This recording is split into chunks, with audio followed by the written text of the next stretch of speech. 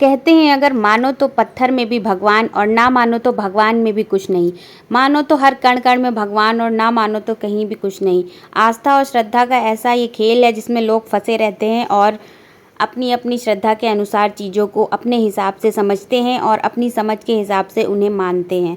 तो आज कुछ ऐसा ही हुआ हमारे साथ जब हम जा रहे थे माता रानी के दर्शन के लिए। तो रास्ते में हमारे साथ 2 चीज़ें ऐसी हुई जिन्हें कि अगर हम मानना चाहें तो वो माता का आशीर्वाद है या माता का ही सहारा है, और अगर ना मानना चाहें तो बस एक कोइंसिडेंस है, बस और कुछ नहीं। तो माता रानी के दर्शन के लिए जब हम जा रहे थे तो रास्ते में बीच में अभी हमारा जो है वो थक गया और थक के कहने लग गया, मम्मा अब मैं थक रहा हूँ, काश मैं लकड़ी ले लेता, पर यहाँ तो स्टिक की शॉप भी नहीं है कहीं पे। तो क्योंकि इस रास्ते में जो नया रास्ता है उसमें स्टिक की शॉप्स वगैरह नहीं है, वो सब उधर ही मिलती हैं, इधर नहीं मिलती हैं।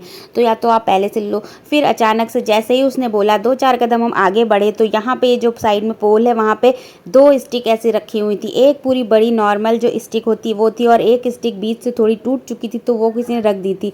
तो एक छोटी स्टिक और एक बड़ी स्टिक हमें यहाँ पे रखी हुई मिली। तो जैसे ही हम आगे बढ़े अभी ने कहा, मम्मा देखो वहाँ रखी है, अरे वाह हमें मिल गया।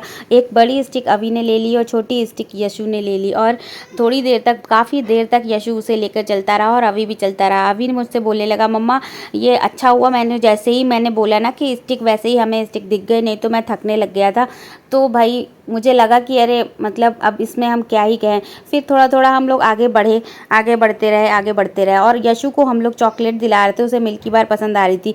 तो बीच आखिरी में जब एक हमारे पास चॉकलेट ख़त्म हो गई थी और अभी की यशु के लिए हम चॉकलेट लेने के लिए जब शॉप पे गए तो वहाँ उस शॉप पे चॉकलेट नहीं थी। जैसे ही चॉकलेट नहीं थी ये आगे बढ़े, इन्होंने बोला कि चॉकलेट नहीं है, चलो आगे चलते हैं। हम लोग 2-4 कदम में मुश्किल से आगे बढ़े होंगे, बस उधर से एक अंकल थे, एक जेंट्स थे जो कि चॉकलेट का खूब बड़ा सा डिब्बा ले रखे थे और सारे बच्चों को चॉकलेट बांटते हुए आ रहे थे। ये देख के मेरे ना मतलब रोए खड़े हो गए कि क्या चीज़ है ये, मतलब समझ नहीं आता।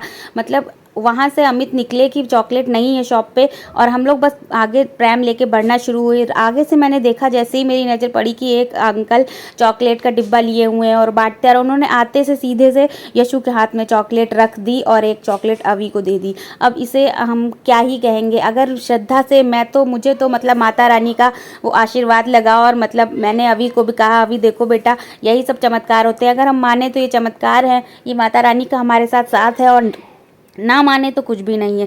तो इसे हम ऐसे प्रैक्टिकली भी ले सकते हैं कि हाँ ये तो एक कोइंसिडेंस था कि हमारे पास चीज़ ख़त्म हो गई थी और हमें मिल गई अचानक से। तो विश्वास पर ही दुनिया कायम है। तो इसी के साथ मेरा तो विश्वास माता रानी पर पूरा है। और क्या आप लोग के साथ ऐसा हुआ है माता रानी के मार्ग में? अगर हुआ है तो मुझे प्लीज़ बताइएगा। और इसी के साथ आप सभी को दिल से जय माता दी, और अपना ख्याल रखिए, स्वस्थ रहिए। वीडियो अच्छा लगा हो तो वीडियो को लाइक करिए, चैनल को सब्सक्राइब करिए, और जाते जाते आप माता के भवन के दर्शन यहीं से करके हाथ जोड़ते जाइए। जय माता दी।